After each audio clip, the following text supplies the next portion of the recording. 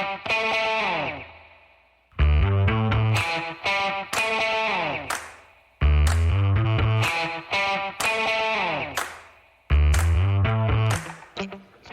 folks. Welcome to another episode of Film Study. This is Ken McCusick, and we have the happy task of discussing the defense from that 49ers game on Monday night.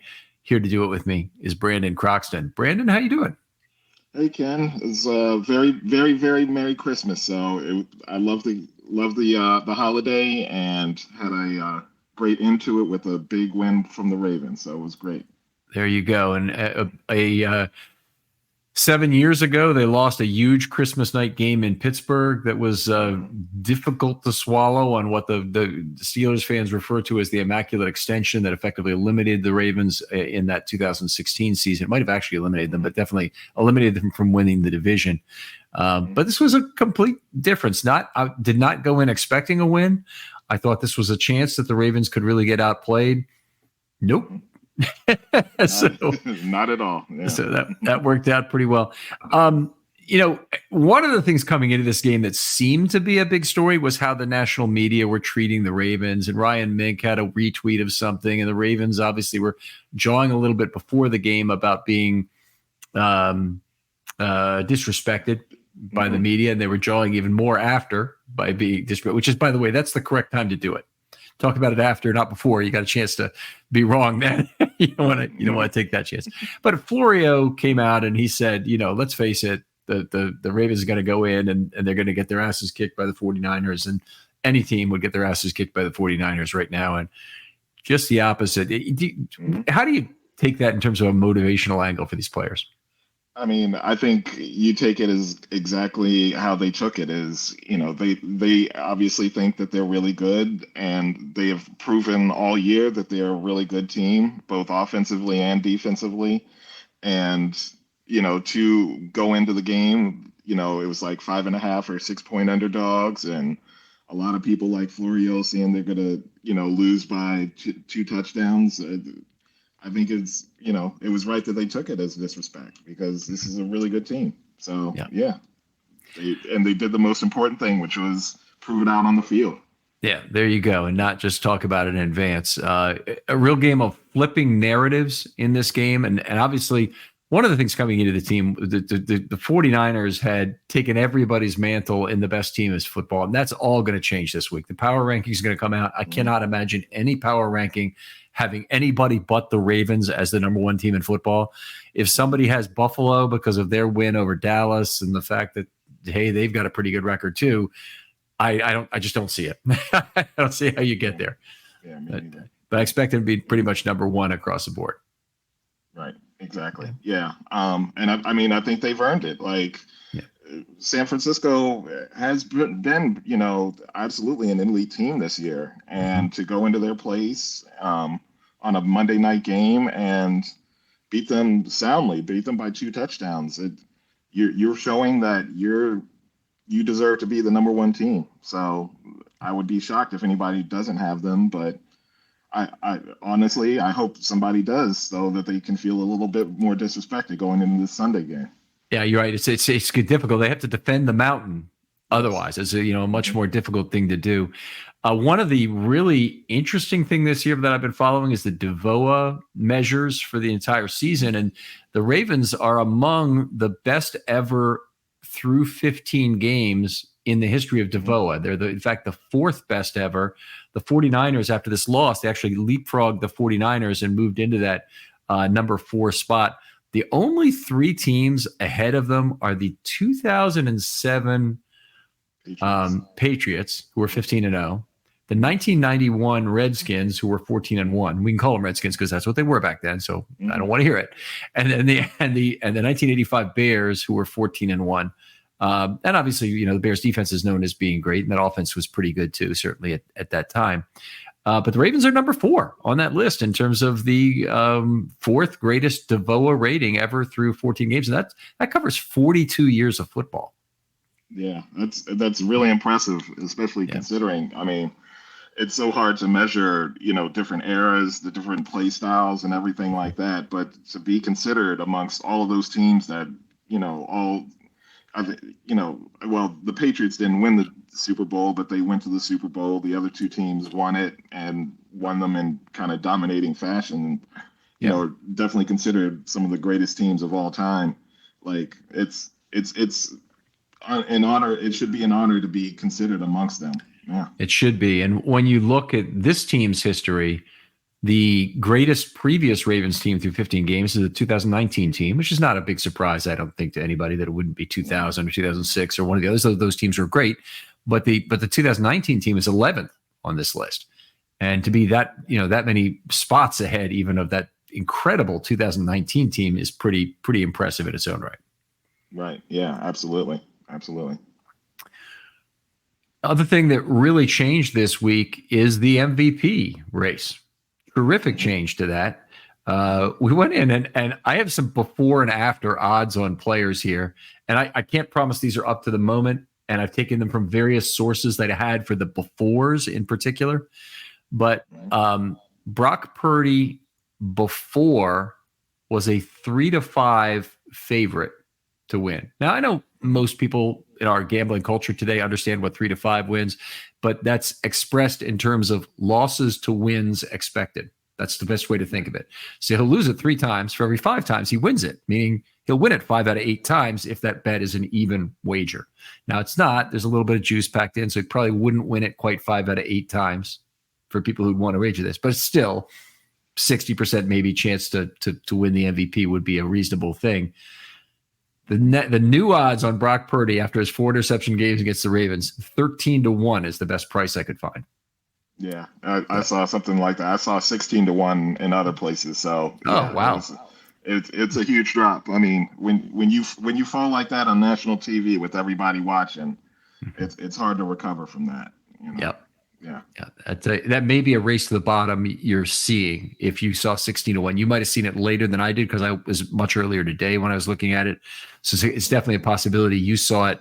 And there's, people have better information about how the money's being placed, and they're following that. But that's, Lamar Jackson before the game was a 5-1 underdog to win the MVP, not just on the borderline of contention. Mm-hmm. And he is now basically a 3-5 favorite to win it. He's actually like a 5-8 favorite, but very similar. And now is the overwhelming favorite to win the MVP award as of right this moment. And then the other one is Christian McCaffrey. And I know there was talk that he might have, having a big game with Lamar, managing the game certainly very well, moving the team fairly effectively. I thought still making some good extended plays in this game. And making a very big run when it counted for the Ravens. I thought that the combination of things, I thought, probably should say Lamar's had a really good game in San Francisco to go in there and do what he did. Certainly took care of the football. But beyond that, I think that some people thought McCaffrey had a really positive game relative to Lamar, and Lamar had maybe 2 pluses, and Lamar had a 1+ game, and Purdy had a 3- game. Right. Yeah. Yeah. Hard for a running back to win anyway, but yeah. I think Lamar has clearly established himself as the MVP favorite, and I'm keeping my fingers crossed because I got Lamar as the MVP at 20-1 back in the beginning. Really? Season, so my God! Congratulations! I hope you got a pretty good note down on that. Yeah. It wasn't a big number, but yeah, okay. Keeping my fingers crossed. I'm hoping going out to a very nice dinner or something. It's at least into 3 digits, or is it less than that? Yes, meaning not the win, the bet. The bet is less than that, but a little bit less. Yeah. All right, so it's a good dinner. Yeah. Yeah. Could be a really good dinner depending on how much of that that is. Yeah. But anyway, very good. Glad to hear that. Where do you want to take Maureen and me for dinner for that? I'm just kidding. We'll look forward to that. Anyway, the MVP race being what it is, the Florio remarks we talked about. Here's something about the Ravens defense that was really remarkable last night. They continuously had their hands on the football. Kind of looked like Super Bowl 35. There were 11 passes defensed in the game by the Ravens. 2 were missed in the game book, including the ball that hit Darby in the face. So I don't know how you missed that as a PD, but they did. And they kind of credited one to Stevens, where I didn't think he made any kind of I think the ball was already past the receiver. When he hit the receiver, he never touched the ball. So sometimes it could go either way on those PDs, and sometimes they'll pick it up in the corrections, and sometimes they won't. But they had 5 interceptions, of course, vaulted into the league lead in both categories. Yeah, yeah, and it's been, it's been a great pass defense all year, and they keep proving it week in and week out with these top quarterbacks. I mean, Trevor Lawrence, had a pretty poor game against us. Matt Stafford had a little bit of success, but Brock Purdy, and that's the best collection of offensive weapons in the league by far. And they weren't getting a lot of separation, especially later in the game. Their specialty is run after the catch. I think the Ravens tackled very well, and they made just a lot of great plays. And I'm sure we'll talk about them in more. But Brandon Stevens on that wide receiver screen, getting his hands up, and Marlon Humphrey picking it off, and something you just hardly ever see. It was a double corner blitz, man, double cat. You really love to see those two.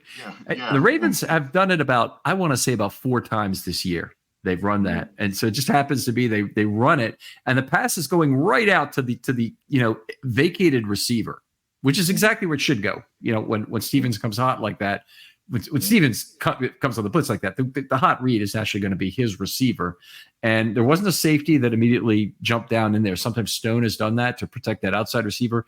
The other, when the Ravens used to do this a lot in 2006, it was Dwan Landry in his rookie year who just jump right down on the receiver and take him and allow those corners to get in. But that was a really impressive play. Stevens elevated, got the tip, and then Humphrey is right in position for that rebound. Right. Yeah, that was awesome play. Awesome play. Yep. Yeah. One of the things the Ravens had was just an absurd pressure rate in this game. We're going to get to this a little bit later, but it's by such a wide margin the highest pressure rate of the season that it needs mention in the kind of the opening stuff we're talking about here. 66%. So they threw the ball 50 times, 46 passes and 4 sacks, and 33 of those were under pressure.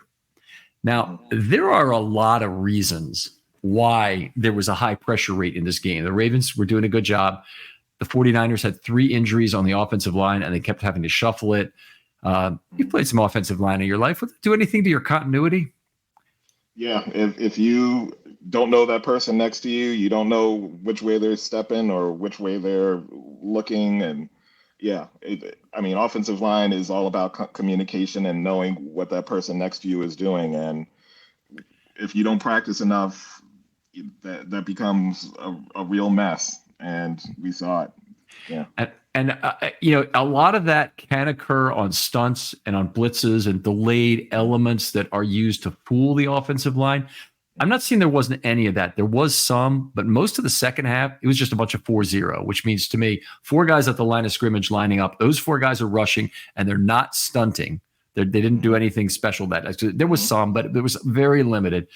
They had 23 pressures in that second half, 23 in one half of football. Only 3 of those were with a 5 or 6 man rush. So they got 24-man straight up rushes. That's just an absurd number to get in a half football. It's an absurd number for a game, but it's a really ridiculous number and a half. And a good number of those came from Clowney beating Trent Williams. I mean, Trent's pretty much widely known as the best left tackle in the league, and Clowney was owning him before he even got hurt. It was it was impressive. Yeah, that's a great point. I mean, Clowney owned everybody in this game, but 3 pressures, as I scored it, I think, against Williams before he left, and Williams then left with that groin injury. He's kind of lucky he got out of there, and then the backup McKivitz was just steamrolled by a variety of players. Yeah, they were. That's when you're tagging, you're playing tag team with your teammates. Like, no, I want a shot at him now. Yes, yeah. They were trying real hard to get Matabike his sack, and it's kind of incredible in a game like this that it doesn't happen because they were in there all night. And Matabike is a vacuum cleaner about cleaning up after the initial pressure. That's really been his trick this year. And it just could not get it done. It looked like he was a little tired by the end of that game. Yeah. I know. I know he was trying hard, and I know they were trying hard for him. It was the one bad thing about the day is weren't able to extend that streak to the record. But I mean, it's still he being an interior guy and tying the record. That's impressive in itself. So he should be very proud. Yeah. It is indeed remarkable. One of the things that we need to talk about this a little bit, maybe when we get to the pass rush, is that the 49ers really did not attempt to alter their game plan on the fly to get the ball out quickly. Now, the 49ers, I think of Brock Purdy as being a guy who likes to complete passes behind the line of scrimmage, and he's got a ton of them this year, and then gets lots of yak on those plays. And a high yak total per catch is largely will tell you that a lot of those passes are going behind the line of scrimmage because it's running backs who pick up a lot of yak per play because they can often catch the ball at -3 or -4, -5 even, and then get 10 yards from there for a 5-yard reception that is good, but it's giving you 10 yards after the catch. Get a little bit of feedback from you, Brandon, in here. I wonder if we can do anything about that. Maybe turn on echo cancellation if you can, or if your noise is coming back through this. But anyway, little technical issue. We'll work through it. In any case, we because of that, you'll occasionally see a running back, and not that unoften, who has more yardage on a season in receiving than he has, more yak than receiving yards in a season. Ray Rice did it one year. So, for example, so it does happen, and I thought that was one of the interesting things about this game is, despite the fact that the 49ers have this in the toolbox, they didn't really go to it. They didn't really go to tons of slants to Ayuk were pretty deadly in this game, but they didn't keep going to those. They didn't go to McCaffrey consistently on little swing passes, which even if you don't really have a screen set up are still going to pose problems, I think, for defenses a lot of the time, and especially after Hamilton was out. Right. Mm-hmm. A little bit surprising. Yeah. And I think, part of it, like the Ravens, I think Hamilton was probably the key to a lot of that, is being that big guy over the middle, and being able to cover running back so well, being able to cover tight end so well, and Roquan being over the middle, and him and Queen were just flying and hitting everything over the middle. I think they went into protection mode a little bit and just tried not to attack the middle of the field so much, and keep their guys healthy. Maybe. I mean, they certainly did that with Purdy, right? We saw that on the sideline in terms of, I found that whole sequence kind of humorous. I think it's at Q4 616. Purdy comes out of the tent and he goes back to the bench and sits down next to Darnold, and you can tell what the conversation is. Oh, are you going back in now? I don't know. I'm going back in, and Brian Greasy was sitting next to the two of them. And he goes, go ask Kyle. Well, first of all, why doesn't Brian Greasy know now at that point? And I guess he did just come out of the tent. Sure. But anyway, Greasy basically taps Purdy and says, go ask Kyle. And then he goes over and he says, Kyle. You can hear him say, actually, Kyle. Shanahan pulls up his play sheet over his mouth so you can't read it, lip read. They have about a 6-second exchange, about 3 ahas and okays from Purdy during that moment, but you could tell from his kind of degree of resignation that he wasn't going back into the game at that point. But I thought that was him having the play sheet and talking to Purdy should be a meme that Ravens fans are tossing out this. It should be a caption this. So if you're out there and don't mind creating this, take that screenshot down, put it out there and put it out on Twitter as a caption this. I think you'll get some funny responses from it. Yeah, absolutely. Yeah. Hamilton's injury, obviously one of the really anytime Hamilton, there's anything potentially wrong with him, how important he is to this defense. Obviously, it's just the thing that just hangs over like a dark cloud over this game. Right. What did you get any impression about his health from stuff that was on the plane or the fact he's on the bench? it did give me a little sigh of relief when he was on the bench, smiling at the end of the game. Mhm.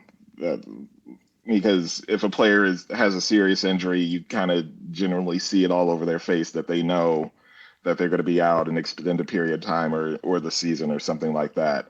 Yeah. So him, kind of basking in the joy of the big win and having that smile, that gave me a little cause for relief. And yeah, after the game on the plane home with with Marlon Humphrey, that caption right there, I was like, oh, good. He'll be back soon. So Yeah, you can't be talking about that kind of stupid crap if you're doing that. yeah, yeah. Marlon, wow. All I can say is it gets away with a lot of non-politically correct stuff on that. And I'm all for it. But some of the things about you guys got a good kicker, right? Yes, All yeah. right, great. Hmm. Yeah. Um, Yeah, it was funny because I think this came up like I think maybe a couple of weeks ago. I can't remember the player who started it, but another ESPN podcaster was talking about like the all Asian team and they like drafted it, and it actually was a pretty good one. Like they had Tua as the quarterback, and it's more like Kyle said. Yeah, there's only two. There's actually more than two, but yeah, yeah, it was just I guess it's just sweeping the NFL world right now. right. I would they get the Samoans? Would the Samoans be in Yeah, in that group? Oh, yeah, that's going to hmm be a pretty good group of defensive linemen there. So, yeah, and offensive hmm linemen for that matter. Yeah. yeah, hmm All right. All right. So fun stuff. Anyway, it was good to see. I thought the other thing that I thought might be true is Hamilton. It's possible after the game might have been on some painkillers if there were real problems with that. And I don't think he'd be going through that thing with Humphrey on the airplane if that were the case. So your experience with this is probably much more than mine, but I do know athletes sometimes get painkillers. Maybe they've really hmm reduced that with the opioid scares from recent years. yeah.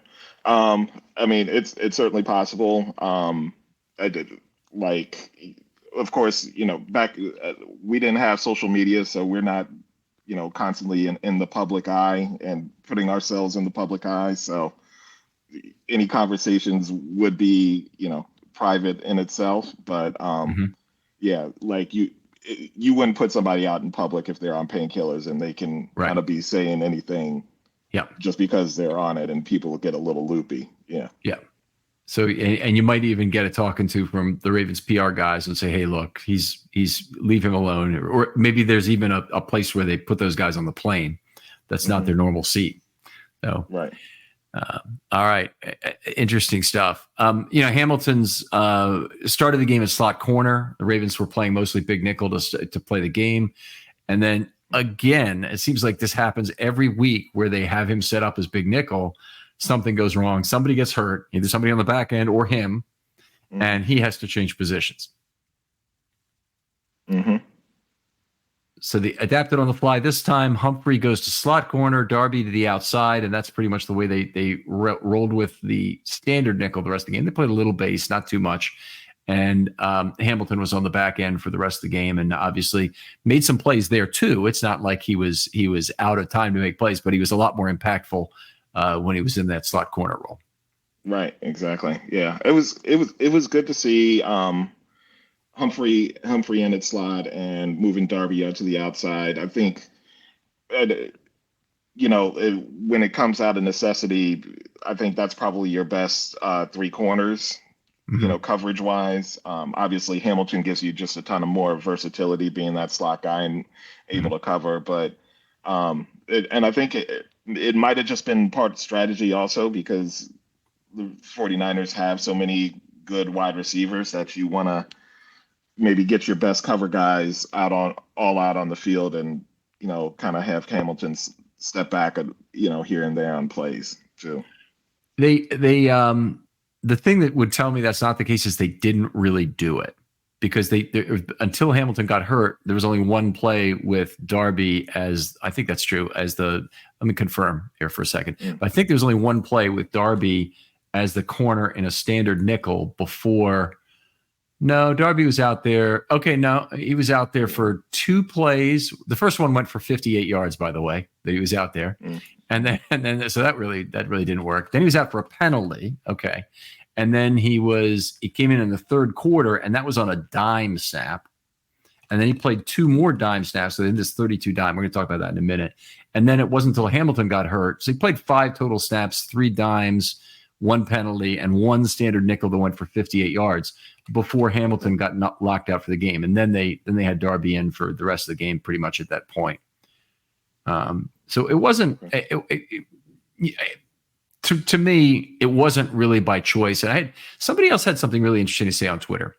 They said, I mentioned the 32 dime on Twitter, and they quote tweeted me and said that we noticed this in battle plans, and so and so and I were discussing the fact that that the Ravens can mimic the dime with their nickel because Queen is such a versatile run and cover inside linebacker because he has such speed. And my feeling about that is if they go to a 32 dime during the game, I think that negates that argument. You're basically saying you didn't really think you had enough defensive back capability, enough coverage capability on the field, such that you went to a 6 guy. You weren't willing to sacrifice a linebacker for it, but you sacrificed a defensive lineman for it. Mm-hmm. Yeah. Anyway, yeah. Mm-hmm. Tough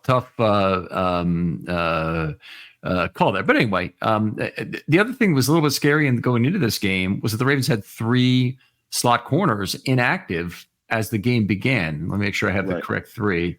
So they had, it was Mollett, Pepe, and JAD. Can't think of the third. JAD. Yeah. So honestly a little strange that Pepe was inactive. I mean, they spent so much time IR DTRing him, and they haven't still been able to get him on the field defensively.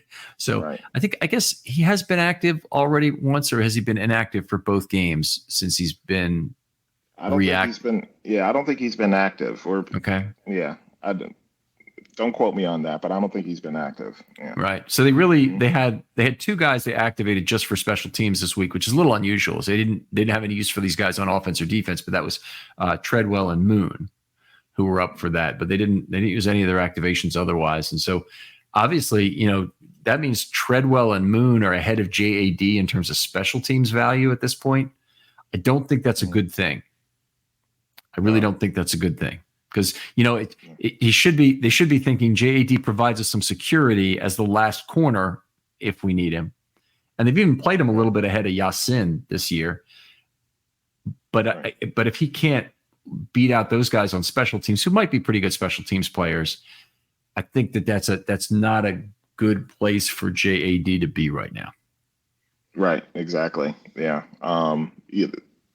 Over the next year, it's a big year for him. It's going to be his 3rd year. He needs to find a way to be a contributor for this team, whether it's on special teams and on defense as well. So yeah, him not at least getting on special teams is not a good sign for him. Yeah, for the Ravens, you really need to eat. I mean, honestly, the guys they really want are the guys who can contribute on defense and on special teams both. That's Anthony Levine, Malik Harrison. It's Geno Stone. It's those guys who've been exceptionally good. But if he was only a superstar special teams player at this point, do you think that would be better or worse than what we should be able to expect from the rest of JAD's Ravens career? At this point, if he were a super special teams player and that be it, I think you probably call that a win. Mm-hmm. Obviously, he's had his struggles, and being, that 4th or 5th outside corner is probably that's probably the most you could hope for him going forward. So if he can turn that into being a great special teams player, he can last in the league 7, 8 or more years just being a great special teams player. Yeah. So, and there's a value to that, and obviously Harbaugh would see a value to that. So it would be important for him to get out there. Yeah. It is some nice financial security to have that. 8 years is a hell of a lot better than 4 in the NFL, regardless of what you're playing for that second time around. Mm-hmm. It's $4 million, even if you're at the very lowest level of second contract, vet minimum, roster fungibility kind of player on the edge. But if you make any money at it, I mean, you get even a 2-year deal for $4 million kind of thing. It's so much better. And hopefully these guys are getting good advice in terms of what's really important. But the most important advice may be whether or not they can understand in themselves where their place is in the National Football League to maximize their value. Because it may be as a special teams player, as opposed to, damn it, I don't want to be part of this team anymore because they don't value me. I want a chance to play somewhere else. And then you play 1 year and you're cut and you're done. Right. All right. What else we got here? The Ravens' historic yards per play average against the pass has dropped off a little bit. This game, the 49ers had a pretty decent amount of yards per play on their passes. They had some big plays thrown in there, but this was a good game, I thought, of indicating just how valuable variance is to defense. So you can afford to give up a 58-yard play and a 30 whatever yard play, and you can afford to give up some big plays if you have 5 interceptions. So and 4 sacks. So excellent. And I think bigger picture, just the way the Ravens have played defense, they play such a sound, foundational type of defense. They're very disciplined. And personally, I think this is probably the best team defense that they play since the 2000 team, as far as the sum of their parts are greater. I said that wrong, but yeah, the sum of their parts are greater than the individual, and there's a decent amount of talent on the defense, but to have arguably the greatest pass defense in this team's history, you wouldn't have expected that at the beginning of the year by any stretch. Especially when you have Marlon Hurd and the questions about the pass rush and everything. So, I mean, they've compensated that by being just extremely disciplined in pass rushing. Like, they really lock the quarterback in a cage. With the way they rush is they don't lose lane integrity. They don't allow the quarterback to escape, and then they just close in that cage and just keep pushing, and the quarterback can't move, he can't escape, and he just runs out of time. And on the back end, they're playing just great team defense, great zone concepts, and the team. Watching them, you see just a great team, and it's forcing offenses to just play perfect football. Any false start penalty, any holding penalty, any loss of yardage on a play, anything like that puts them behind the sticks, and that plays right to their advantage. And that's just how it's really great to see just such a disciplined defense out there. Yeah, it is great to see. I think one of the philosophical things that they've done, obviously, is because they play so much zone right now, and they have so many eyes on the football. You basically, every one of those defensive players is watching the same movie. So they rally to the football in a way that often gets 2 men there, and that creates lots of second man to the ball opportunities. So you get tip ball opportunities, which we saw in this game, big time. Mm-hmm. But you also get fumble opportunities sometimes, where you have the luxury of having the second man try to pry that football loose while the first man's kind of holding him up. And it's just it's a great thing. Zone. There's a lot of reasons to love zone defense for what it is, but for what it can do for your pass rush in particular, I think the Ravens are one of the prototypical examples of that. Right. Exactly. Yeah. Absolutely. Let's see what else we need to talk about here.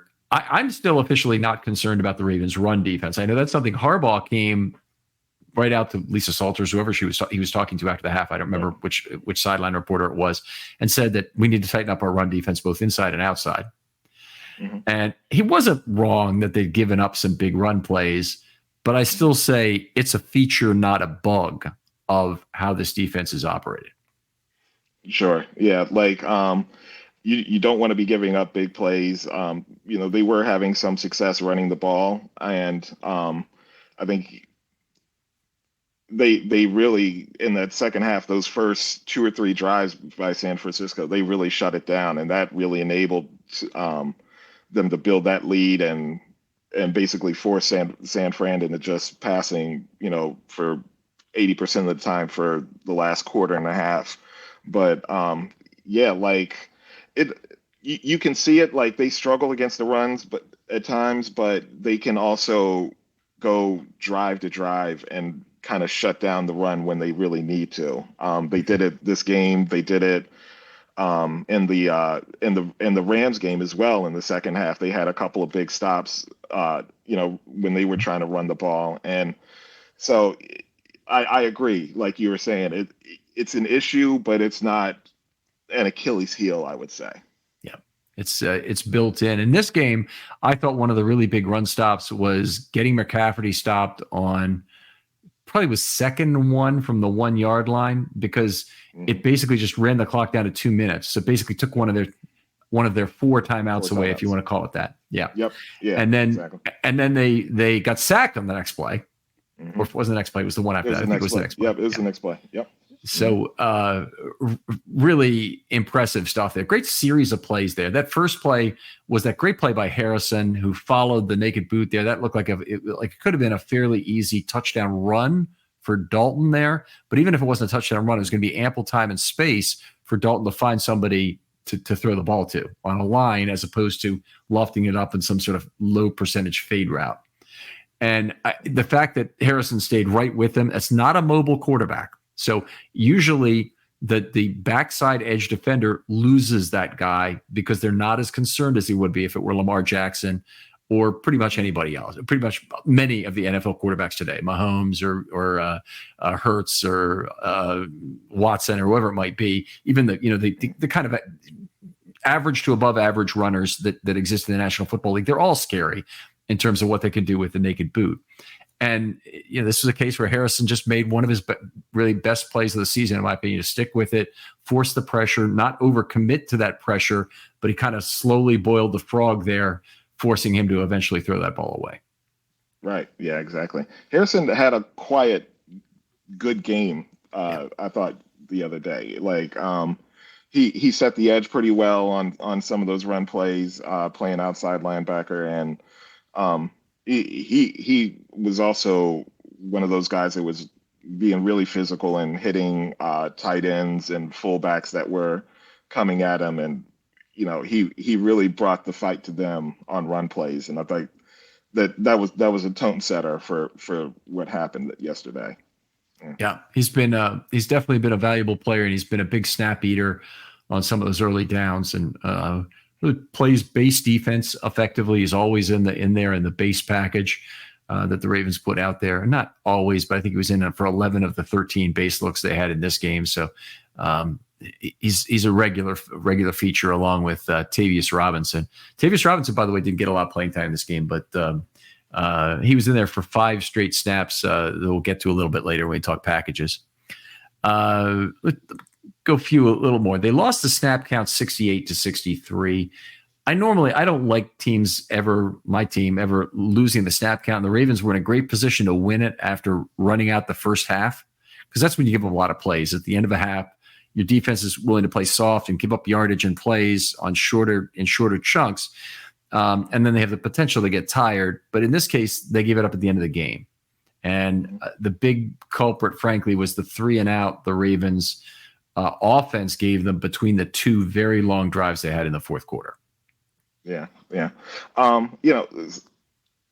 I agree. Yeah, you obviously you don't necessarily want to be outsnapped a lot of times, but when you build that 3 touchdown lead, you and a lot of times you're trading number of snaps because you're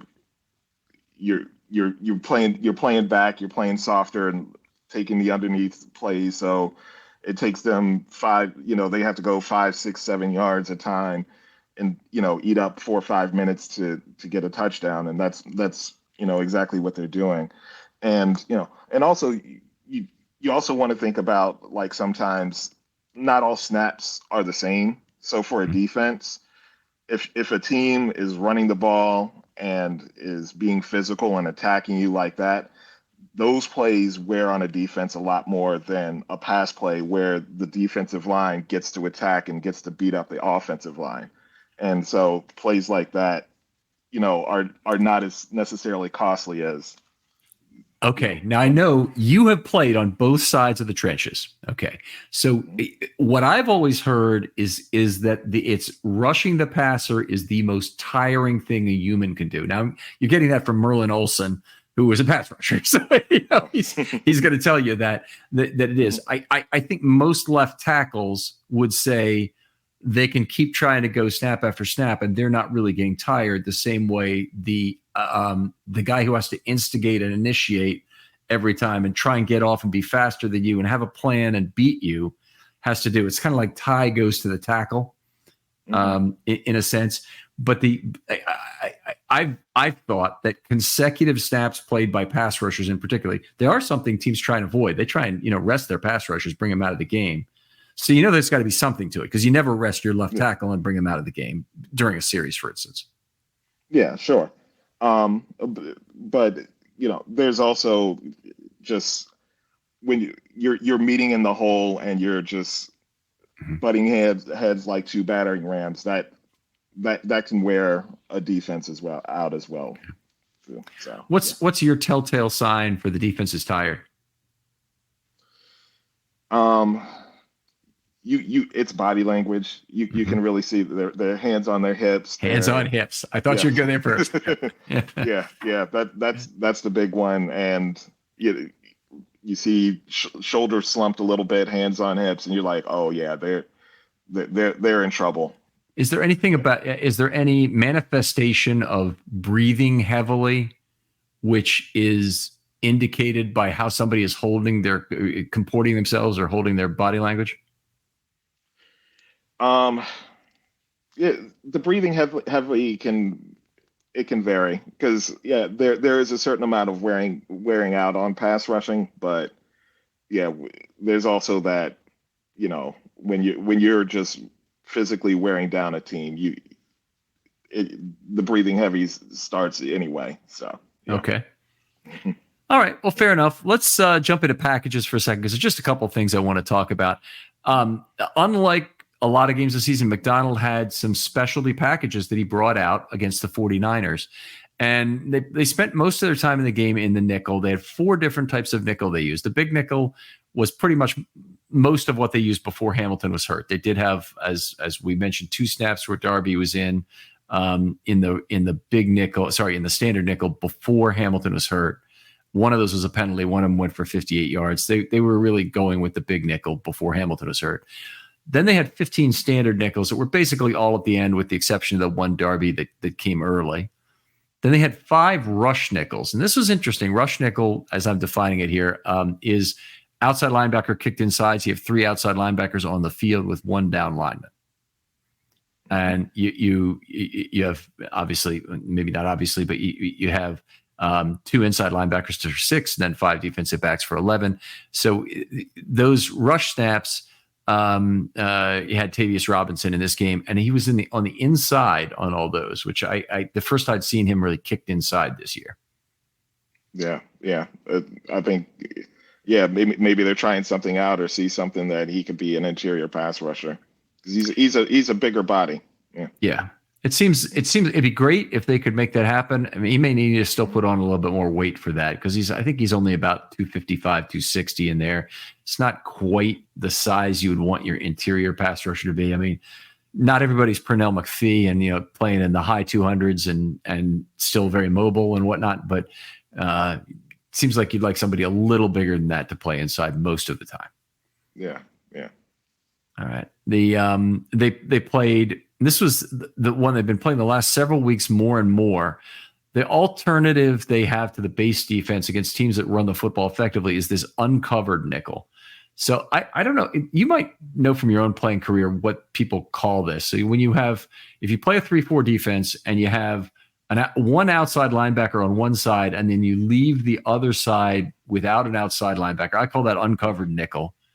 And so it's the other three guys are, two inside interior linemen, and usually an interior lineman who's a 5 tech is really playing outside the shoulder of the offensive tackle. Right. Yeah. Do you have a name for that or terminology? We didn't have a name for it, but yeah, like we would run we could run that with a defensive end. Yeah. Okay. Out there. Yeah. Mm-hmm. Okay. All right. So they did that a fair amount, and this was one of the things Brent Urban is really providing to this team, and they had Broderick Washington doing it some in this game as well, playing outside of the tackle on some plays. But it's been an interesting compromise because it gives you a little bit more size than your standard nickel, obviously. So you're a little bit closer to base, but you still get to keep 5 defensive backs on the field and still get to keep both your inside linebackers on the field. The funny thing about football is you have to take somebody off the field to put somebody different on the field. So if you want size, it's one of the choices you have. Right. Yep. 3 snaps of dime in this game. Now, I always get excited when the dime defense comes on the field. I think that's the normal human reaction to it, or maybe not. Maybe it's just me.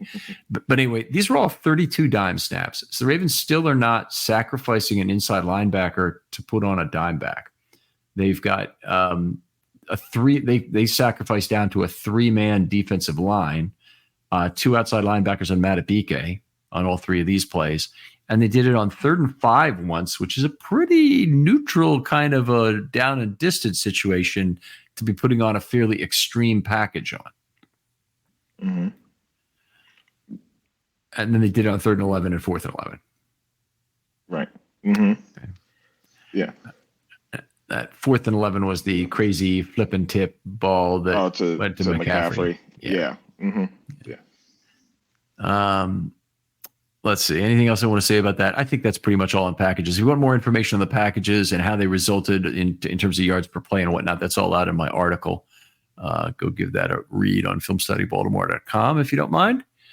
But I think we'd be remiss to not give the pass rush its full treatment in all its glory in this game, because it was a very interesting mix of stuff that the Ravens did in this game. Yeah, absolutely. Like Clowney had a fantastic game. He was pressuring it just every snap, it seemed like, and same with Van Noy. He had a great day.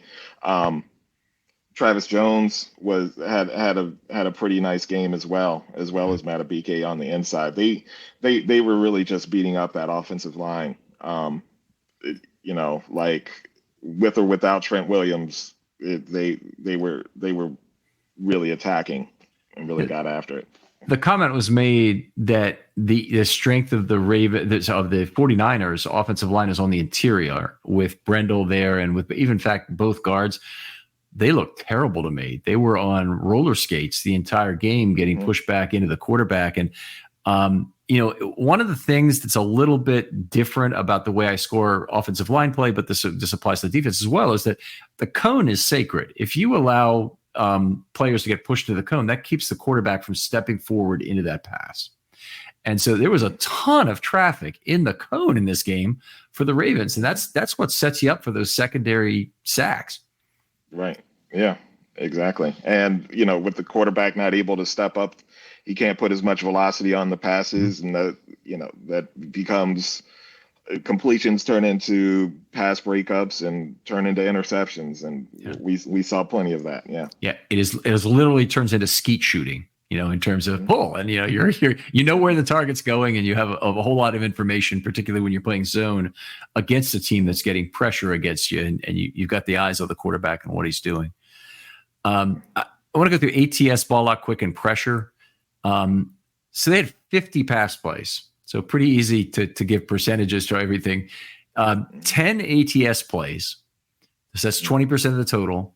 They had 63 yards, 6.3 yards per play, and 2 turnovers on those 10 plays. First of all, I shouldn't have to tell anybody that's a fantastic result. 6.3 yards per pass play with 2 turnovers per 10 is fantastic anyway, but those are the best opportunities. that they had. Those are the best opportunities, and Purdy didn't make very much out of them, which is surprising because he had some other, results that were certainly above average with the ball out quick and with pressure. Right. Ball out quick. Here's where it gets funny. 7 plays the entire game, 14%. Now, one of the things that I've always noticed in this is that if your pressure rate goes up, generally speaking, the offense will adjust by increasing the ball out quick rate. And that's the game you're playing here. It's a game of adjustments to make it just right from the offense's perspective. And you would think that they would attempt to have more balls out quickly. It doesn't mean you have to throw behind the line of scrimmage, but it does mean you have to do some things like slants and maybe a few little curls on the outside or whatever, but things that get the ball out quickly. Sometimes it can actually be a deep pass where you just float back, you aim the ball for 41 yards right on the sideline in the Steve Walsh kind of way, and you hope that that works out for your very talented receiver. But how did you're watching the game same as I am. Why were they not able to adjust to get that ball out quickly when the Ravens were so clearly overwhelming their decimated offensive line? Yeah, I think that's probably maybe a marriage to a game plan and a marriage to a scheme where you're not really willing to make adjustments depending on what your opponent is doing and I don't know. I mean, Kyle Shanahan is a very good offensive coach, but not being able to better protect your quarterback, that was the key to the game right there. And then they weren't even keeping running backs in that much, either whether it was Juszczyk or McCaffrey. They weren't keeping them in to block very much. So there has to be some kind of adjustment, and they just didn't make it. Yeah. I mean, it's not like the Ravens were running up cover zero. Remember the Thursday night game a couple of years ago when the Dolphins ran 40 cover zero looks against the Ravens and they just rushed them out of the house? It was all a bunch of 4-0 pass rushes. I mean, okay. Let's talk through this. The last two drives of the game. I'm just going to go through these plays with you really quickly. So a 4-0 pass rush pressure by Van Noy, 4-0 pass rush pressure by Jones and a PD by 14, 4-0 pass rush pressure by Matabike. These are all consecutive plays. I'm not leaving any out, by the way, guys. 4-0 pass rush pressure by 98 and 99. 4-0 pass rush pressure by Urban leads to a sack by Van Noy. 4-0 pass rush pressure by 58. Pass goes for 33. 4-0 pass rush sack by 24. So that's Clowney's sack. A ball out quick, pass for 9. Okay. 4-0 pass rush pressure by 50 goes for a 5-yard play. 4-0 pass rush pressure by 24 goes for a 5-yard play. 4-0 ample time and space is a PD by 0. That was at the line of scrimmage. I'm trying to remember that play where he got that PD. Remember where Smith got the pass defensed? Yes. Yeah. That was in the backfield. Yeah. Mm-hmm. Okay. Yeah. So that's if it was, I think I would have called it a pressure. So it had to. I'm not sure that it was there, but anyway, I may have it wrong. I may need to look at that again. Then a pass for 12 with the ball out quick, and that was a 4-1. That was the one time where they actually had Smith lined up on the line of scrimmage and dropped him to cover. They didn't. None of those other plays did they drop anybody cover. So it wasn't any kind of tomfoolery or anything. They were lining up, saying, come on, throw the ball at us. We're in this, 4-2-5. We're showing you exactly what we got. And we're off ball for the most part. That was the second to last drive. Now, it was a touchdown drive. They moved down the field. But the Ravens didn't try to stop. And the next drive, lots more of the same. And I'm not going to go through the plays. The plays are out there. I have every single pressure play, all 33 of them, plus 2 others which didn't count, in a list in the article. And then the key thing, that may be something you want to enjoy and rewatch again with the game. But the key thing is, what are the common thread takeaways from that? And that's, I think, where somebody else could look at that and maybe have some additional common threads than what I came up with. But just an unbelievable day of non-adjustment from the 49ers that I'm shocked by. Right. Yeah. I mean, it is dumbfounding where you almost kind of just give up in a sense that you don't try to make any different show any different formations, do anything different to combat what's going on and what's happening to your team. It is dumbfounding. It's crazy. Yeah. So, if in terms of installed plays and what Shanahan has on his play sheet, how many would he be restricted by too much with the way the 49ers have ran their offense in terms of available slants, available plays where the ball is out quickly? That it would say, well, no, then I'd be down to 15 plays. I can't just keep running those 15 plays for the rest of the game. First of all, maybe you can because it's the second half, and what's that? 2 times per play you're going to run those things. But right, yeah.